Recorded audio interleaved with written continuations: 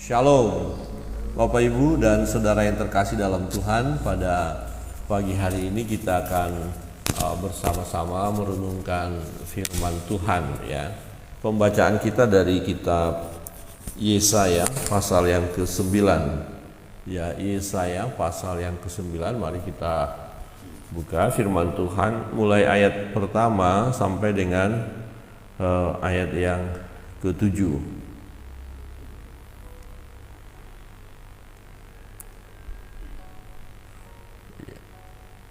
Perikopnya kelahiran Raja Damai ya. Saya akan membaca ayat yang pertama, Bapak Ibu Saudara membaca ayat yang kedua ya. Kelahiran Raja Damai, firman Tuhan berbunyi demikian. Tetapi tidak selamanya akan ada kesuraman untuk negeri yang terimpit itu. Kalau dahulu Tuhan merendahkan tanah Zebulon dan tanah Naftali, maka di kemudian hari ia akan memuliakan jalan ke laut, daerah seberang sungai Yordan, wilayah bangsa-bangsa lain. Bangsa yang berjalan di dalam kegelapan telah melihat terang besar. Mereka ini yang diberi kegelapan atasnya terang-terang. Engkau telah menimbulkan banyak sorak-sorak dan sukacita yang besar. Mereka telah bersukacita di hadapanmu, seperti sukacita di waktu panen, seperti orang bersorak-sorak di waktu membagi-bagi jarahan. Sebab kuk yang melengahnya dan gambar yang di atas bahunya, serta tongkat si penindas telah kau patahkan seperti pada hari kekalangan diri. Sebab setiap sepatu tentara yang berderap-derap dan setiap jubah yang berlumuran darah akan menjadi umpan api. Sebab seorang anak telah lahir untuk kita, seorang putra telah diberikan untuk kita. Lambang pemerintahan ada di atas bahunya, dan namanya disebutkan orang, Penasihat Ajaib, Allah yang perkasa, Bapa yang kekal, Raja Damai. Bersama-sama. Besar kekuasaannya dan damai sejahtera tidak akan berkesudahan di atas tahta Daud dan di dalam kerajaannya. Karena ia mendasarkan dan mengokohkannya dengan keadilan dan kebenaran dari sekarang sampai selama-lamanya. Kecemburuan Tuhan semesta alam akan melakukan hal ini. Demikian jauh pembacaan firman Tuhan. Bapak Ibu Saudara yang terkasih dalam Tuhan, ini adalah nubuatan dari Nabi Yesaya tentang Raja Damai, tentang kelahiran Yesus Kristus.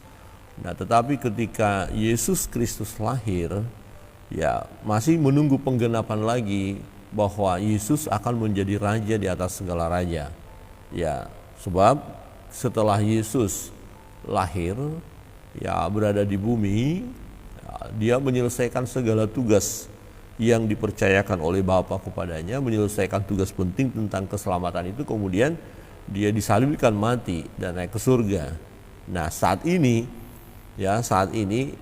ketika Yesus sudah naik ke surga, tentu Raja Damai itu ya yang ada di surga akan datang kedua kali untuk benar-benar menerapkan keadaan damai itu. Nah, sebab sekarang kalau kita melihat keadaannya masih jauh dari yang dinamakan damai ya. Nah, ini satu nubuatan ya dari Nabi Yesaya bahwa akan terjadi peristiwa tentang kelahiran Raja Damai, dan itu sudah tergenapi. Tetapi tentang kerajaannya ya dan bahwa semua akan keadaan damai belum digenapi, sedang kita nantikan. Nah, ketika kita lihat dalam kondisi satu bangsa yang mengalami tekanan, yang mengalami himpitan ya, kita lihat di ayat 1, tetapi tidak selamanya ada kesuraman untuk negeri yang terhimpit. Jadi kalau ada situasi yang terhimpit, suasana yang mencekam, sulit. Nah, kemudian ada berita akan ada Raja Damai, akan ada yang memberi ketenangan. Ini kan berita sukacita, berita yang menggembirakan, ya. Nah, bagi orang Yehuda, ya bahwa nanti keadaan mereka akan mengalami tindasan, mengalami tekanan, memang karena dosa mereka. Tetapi janji Tuhan kepada umat ini bahwa umat ini pun akan dipulihkan. Nah, menantikan pemulihan itu sesuatu yang yang ditunggu-tunggu, ya sesuatu yang sangat-sangat ditunggu-tunggu Nah, di mana keadaan mereka yang terhimpit, kemudian ada janji bahwa akan ada keselamatan, akan ada damai. Ini sesuatu hal yang menghibur. Jadi berita tentang Raja Damai, sesuatu yang membahagiakan, yang menghibur.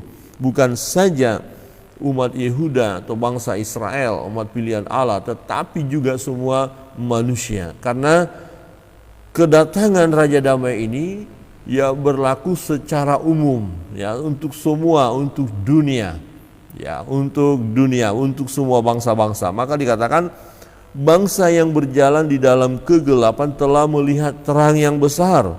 Mereka yang diam di negeri kekelaman, atasnya terang telah bersinar. Jadi situasi di mana, ya, kalau kita melihat dulu, ya, penerangan belum semua daerah, ya, masih sedikit.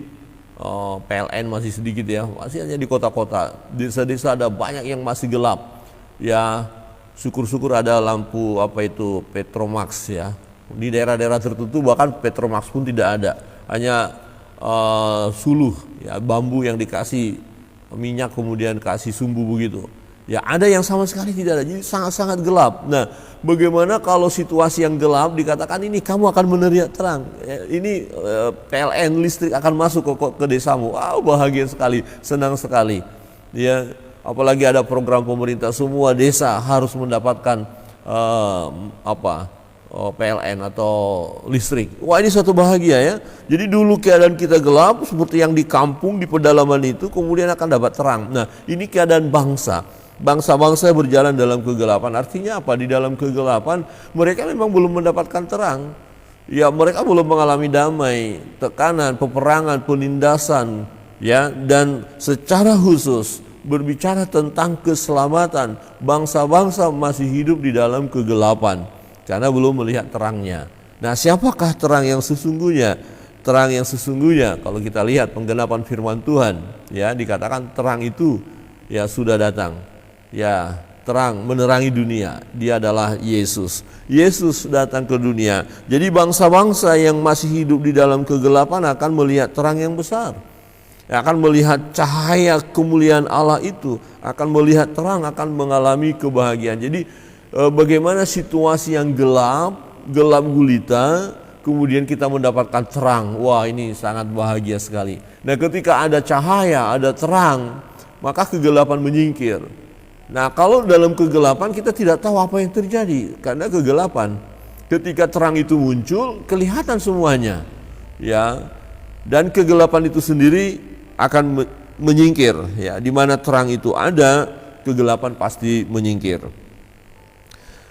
Nah, itu semuanya dikatakan engkau telah menimbulkan banyak sorak-sorak dan sukacita yang besar. Mereka telah bersukacita di hadapanmu seperti sukacita di waktu panen, seperti orang bersorak-sorak di waktu membagi-bagi jarahan, ya. Orang yang tadi dalam kegelapan dapat terang, wah, bahagia, hore, senang, bahagia, ya. Saya masih ingat waktu anak-anak, ya, di kampung. Jadi belum ada PLN, belum ada, tetapi ada orang yang di kampung itu yang boleh dikatakan ya kaya, ya, dia punya desa sendiri dan dibagikan, ya. Memang kita harus bayar, tapi waktunya tertentu, jam sekian sampai jam sekian saja, mungkin 6, 7, 8, 10, hanya 4 jam dikasih. Nah, ketika dia lambat menghidupkan mesinnya, kita mulai gelisah, aduh gelap. Nah, ketika tiba-tiba hidup, wah, kita anak-anak bersorak, hore, lampu hidup, hore, terang, gitu, ya. Kita bisa nonton, ya, gitu, ya. Jadi senang, bahagia sekali. Jadi orang yang mendapatkan terang pasti bahagia, Nah, bangsa yang tadi yang keadaannya tertekan, keadaan susah, ditekan dalam peperangan, mungkin bangsa lain sedang berperang, kemudian dia merdeka, pasti bahagia. Misalnya sekarang kalau kita lihat, ya, Iran habis-habisan, ya, udah dulu lantah itu, ya, perang di sana. Nah, kalau kemudian dinyatakan damai, tenang, Anda bebas, Anda merdeka, Anda pokoknya dikatakan tidak akan diserang lagi, gitu, ya, diberi kebebasan. Nah, maka bangsa itu yang sekarang sedang menderita akan bersukacita. Coba kalau kita lihat gedung-gedung hancur, orang-orang mulai mengungsi, Ya sebaliknya juga sama Israel ketika diserang banyak juga yang mengungsi. Nah coba kalau dikatakan oh ya setuju damai semua, damai, tidak perlu mengungsi, damai, tidak perlu ketakutan. Ya oke kita berdamai, tidak perlu lagi ada kekhawatiran. Ya anak-anak tidak perlu harus menangis, mencari makanan. Nah, coba kita lihat dengan peristiwa Palestina. Wah hancur ya. Kalau ada damai tidak perlu ada seperti itu. Nah siapa yang membawa damai? Ya hanya dia, Yesus Kristus Tuhan. Nah dikatakan sebab kuk yang menekannya dan gandar yang di atas bahunya serta tongkat si penindas telah kau patahkan seperti pada hari kekalahan Midian. Jadi bangsa itu sedang kuk di situ menekan ya. Jadi dikendalikan oleh bangsa lain, ditindas, ditekan. Ya dan kemudian kuk ini dipatahkan. Jadi tidak ada lagi belenggu, ya tidak ada lagi penjajahan. Wah ini kan suatu kebahagiaan. Ya, nah sebab setiap tentara yang berderap-derap dan setiap jubah yang berlumuran akan menjadi umpan api. Nggak perlu lagi ada peperangan, nggak perlu ada senjata dipersiapkan, nggak perlu lagi mempersiapkan nuklir, ya pesawat siluman, tidak perlu lagi karena nggak ada perang. Nah tapi sekarang kan masih perang. Nah masalahnya sekarang masih perang. Nah terus penggenapan nubuatan ini kapan?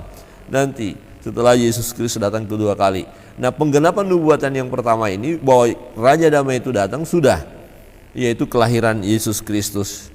Lihat di ayat 6 dikatakan, sebab seorang anak telah lahir untuk kita, seorang putra telah diberikan untuk kita, lambang pemerintahan ada di atas bahunya dan namanya disebut orang penasihat ajaib, Allah yang perkasa, Bapa yang kekal, Raja Damai. Jadi keadaan damai semuanya akan terjadi manakala ya seorang anak yang telah lahir itu, ya, yaitu seorang putra yang telah diberikan untuk kita memerintah selama-lamanya. Nah inilah satu kekeliruan dari umat Israel ketika Yesus ada di bumi dan mereka tahu tentang nubuatan ini. Mereka berharap bahwa yang ditunggu-tunggu itu, Mesias itu, ya untuk menjadi raja bagi mereka sehingga mendapatkan rasa damai yang secara pemerintahan waktu itu terjadi.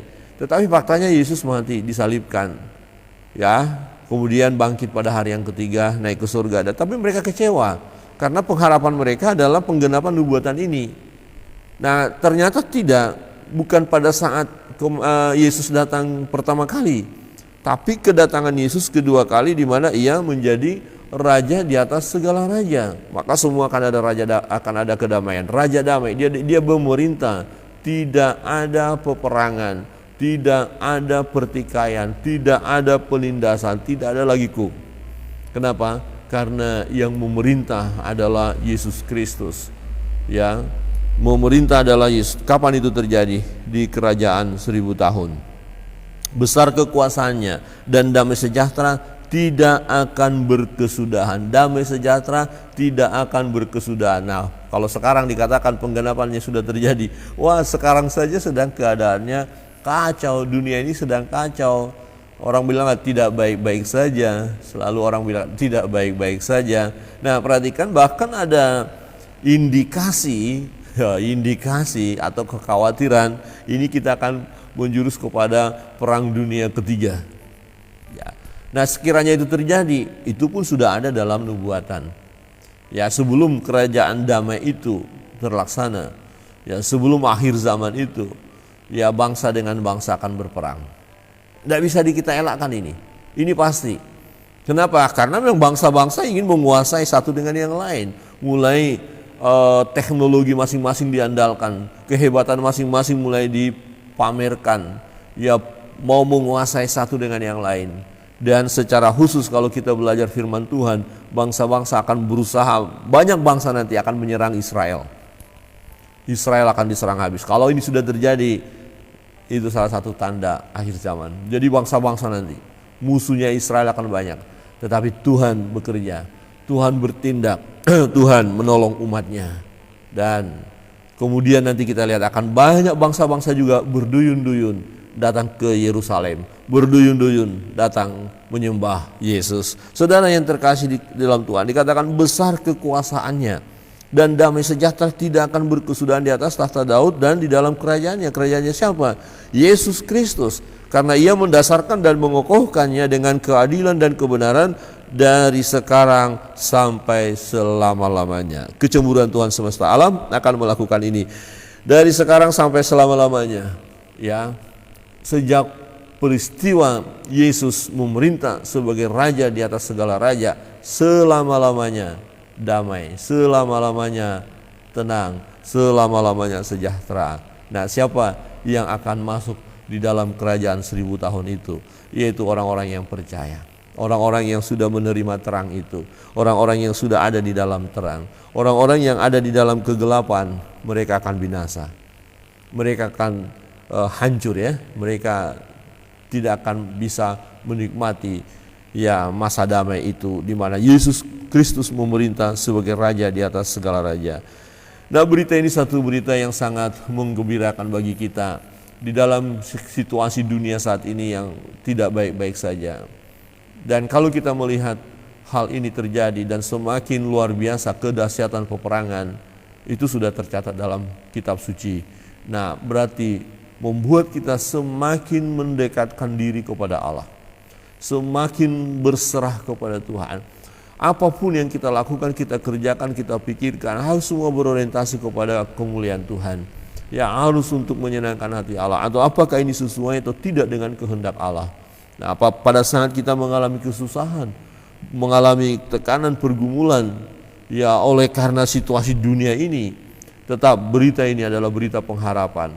Jangan takut, sebab satu waktu nanti kita akan dipimpin oleh Raja di atas segala raja, yaitu Yesus Kristus Tuhan. Kita ada di sana. Kok yakin sekali? Ya, yakin sekali karena janjinya. Ya, siapa yang akan masuk ke sana? Sekali lagi, yang percaya kepadanya, yang datang kepada terang itu. Orang-orang yang datang kepada terang tidak akan mengalami kegelapan. Amin.